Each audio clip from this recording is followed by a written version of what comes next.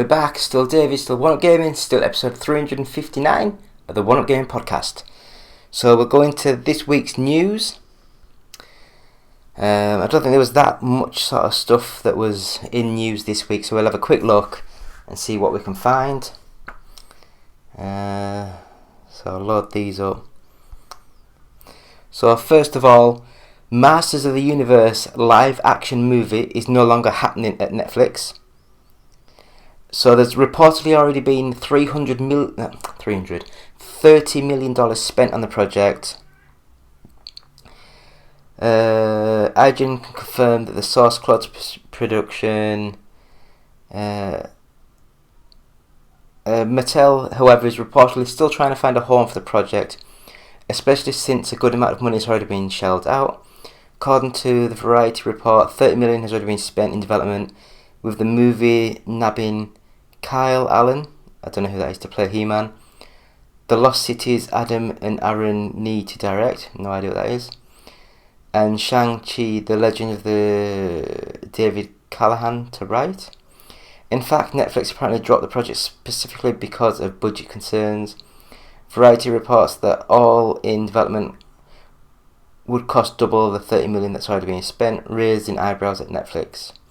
It's only the latest blow for Masters of the Universe live action movie, which has been in various stages of development across multiple studios since 2007. It was previously set up at Warner Bros. And then Sony Pictures also had names like John C. Chow and McGee attached in the past. The new movie was set to follow He-Man, also known as Adam, as he discovers his prince destined to save. Oh yeah, whatever. So, She-Ra. Yeah, we'll carry on with that, won't we? I don't know if it's just like it's that much out of date now, the newsy stuff. I've not really heard anything about the He-Man movies or anything like that, so I can't comment. If you guys were interested in the He-Man movie, again, please leave comments, let us know, let us talk, let us discuss these things. So the next bit of news that we have is WWE's The Miz, I don't know who that is, says that he really wanted to be Johnny Cage in Mortal Kombat 2. He is heartbroken. He is not playing Johnny Cage in Mortal Kombat 2, but thinks Carl Urban will do an amazing job in the role. I thought Carl Urban would be much too old to be Johnny Cage. I don't know. Miz explains his desire to get cast as Johnny Cage was amplified by seeing his name associated with the character on social media, as fans started pushing for him to play the part right after the 2021 film was released, and the movie's ending teased the character's inclusion in the sequel. I'll be honest, I really wanted to play Johnny Cage. When I saw the Mortal Kombat movie, I really liked it. I know there was a lot of, some people critiqued it. I really enjoyed it, I loved it, I thought it was amazing. It just brought me back to my childhood. I've always loved the character Johnny Cage, and when it wasn't in there, I was like, oh, I can't believe it's not Johnny Cage in. And then at the end, they're like, oh man, he's coming in part 2, episode 2. Part 2, episode 2? Oh, I don't know. He recalled, and then my name was trending with Johnny Cage, and I was like, oh my god, it wasn't a bunch of people, it was my name, and I was like, this is crazy. Jonathan Carlton, better known by his stage name Johnny Cage, is an action movie star in the Mortal Kombat verse and one of the several original characters of the original game that would be appearing in Mortal Kombat 2. I heard Carl Urban got it and I was like, wow, and people were like, are you mad? Are you angry? It's like, I never get mad or angry when someone else gets a part I want. I am fully supportive of a person getting. I imagine they're going to work as hard as I will work to make sure that the character is blah blah blah, all that. It's just weird. He's old. He's old. He's a great actor. He's a bloody good actor, but he's old. I thought they were going like a much more younger audience sort of thing with these sort of movies. I don't know. I wonder if it's like a one movie and done. I wonder if I get killed in the movie because he's like a big name actor, you know. But we will see. It won't be long now, will it? I guess they'll start filming, then it'll be like another year or so, but we'll see. So next bit of news that we've got, looks as though the Saturn Mini console would be difficult to create, a Sega boss admits. Sega has released 2 mini versions of its Genesis Mega Drive console, leaving some fans wondering which classic piece of hardware the company will make Mini next. The Saturn, which followed on from the Mega Drive in 1994, seems like the logical choice, but it sounds like turning the Saturn into a mini console would be difficult for Sega to achieve. Yes, it would. The development of hardware up until now has occurred when the internal and external conditions have happened to align. The Sega Saturn has surprisingly high performance, so the difficulty of creating a mini version is also high. While Sugino's comments cast doubt on the likelihood of a Saturn Mini coming anytime soon, he did leave the door open to its release and even the possibility of a Dreamcast Mini, confirming tactical research is currently being done in this area. I'd say the Dreamcast is more likely because it's easier to emulate. When it comes to reissuing classic hardware, it's not really the case saying sales are good, so let's make another. It might be some way off, but I'd like to consider it when we are in the situation where we can develop blah blah blah blah, all that. Yeah. What do you guys think? Sega Saturn Mini, Dreamcast Mini? I'm one of the big people.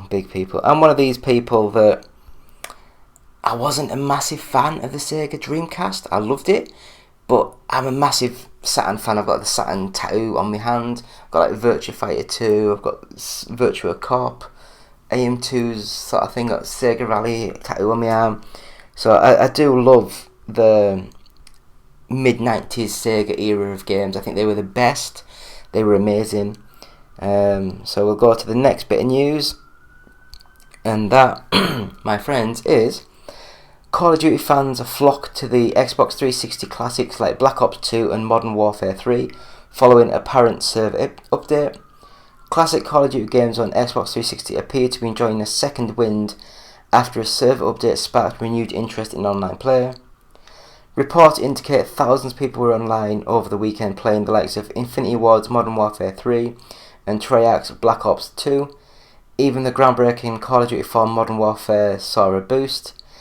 These older Call of Duty games, while playable online still a decade after launch, were riddled with hackers, boosters and cheaters, but reports emerged last week that some unannounced work has been done to improve matters on the 360 versions of the game, and when word got round about stable online play, thousands of fans ended up jumping in. These older Call of Duty games included online play counters, while they may be prone to error, they prove a good indicator of current interest. Yeah, I don't know. I've never been a massive fan of the Call of Duty games.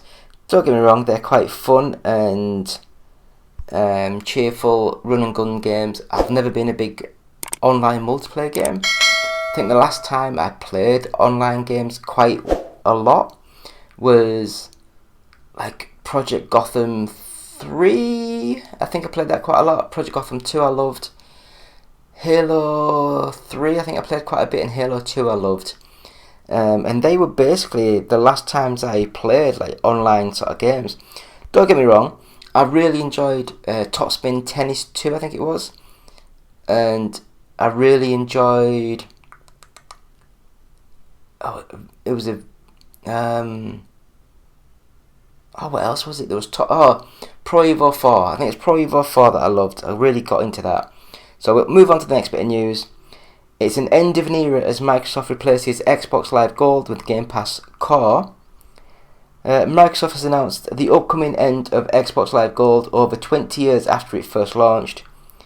Xbox Live Gold ends September 14th and will be replaced by Game Pass Core, which Microsoft described as an evolution of Xbox Live Gold.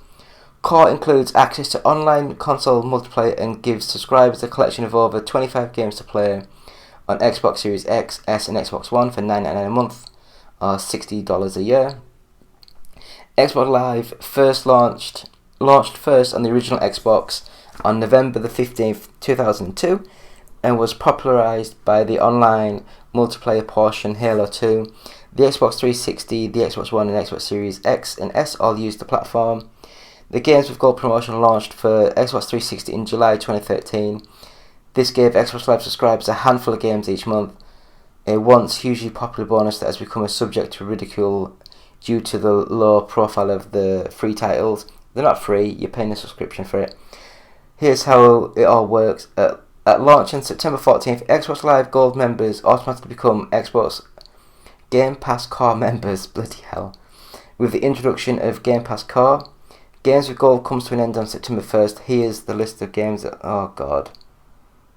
I have no idea what's going on. Microsoft said it will announce more core games ahead of September 14th, and new games will be added 2 or 3 times a year. Players can continue to access any Xbox One games they previously redeemed through Xbox with Gold. Games with Gold. If they remain a Game Pass Ultimate or Game Pass Core member. Microsoft clarified, regardless of subscription status, any Xbox 360 title redeemed via will be kept in the player's library. Oh god, this is just getting out of hand with all these Core, God, Ultimate. As before, console Game Pass will not include online. Oh god, yeah. I don't know. This is so complicated. I don't know what's going on. It's so weird. I guess we'll go into the next bit of news because that has just random words and names and things all put together. It just scares me. Change scares me quite badly. So we'll go into the next bit of news, and it looks as though Xbox has signed a binding agreement to keep Call of Duty on PlayStation after its acquisition of Activision Blizzard. A deal has been confirmed to last for 10 years, and it's only for Call of Duty.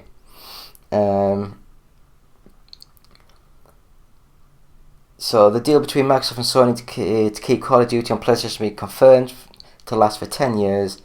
As reported by The Verge, Carrie Perez, head of global communications at Xbox, shared the deal is also just for Call of Duty and not for any other Activision Blizzard game. The proposal initially included all existing Activision console titles on Sony, including future versions of the Call of Duty franchise or any other current Activision franchise on Sony through to December 31st, 2027, but it appears that changed. Xbox head Phil Spencer has revealed that Microsoft and PlayStation have signed a binding agreement to keep Call of Duty on PlayStation following the acquisition of Activision Blizzard.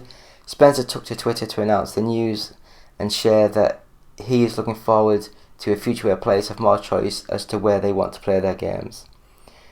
So what do you guys think?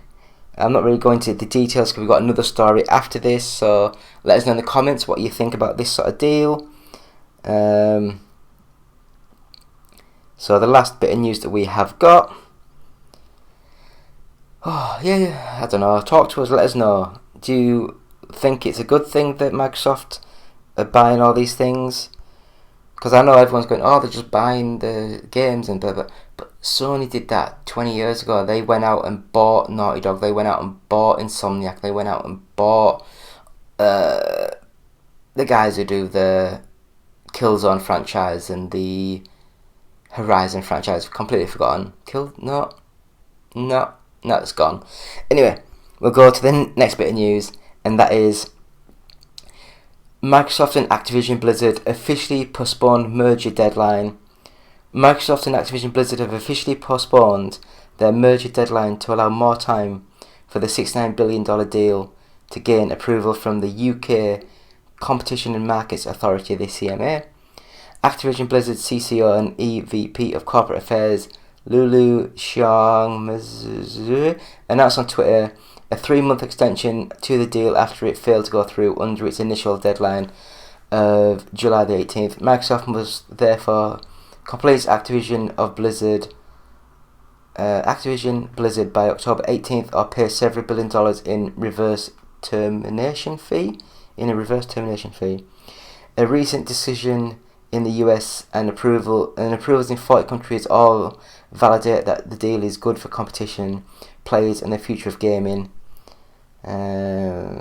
Microsoft president shared further details about the deal in another tweet, including its new, even bigger termination fee, up from the $3 billion originally set.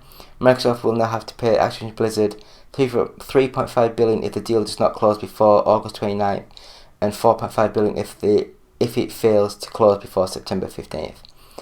The increase certainly shows confidence from Microsoft, and at the very least, it's a good insurance for Activision Blizzard.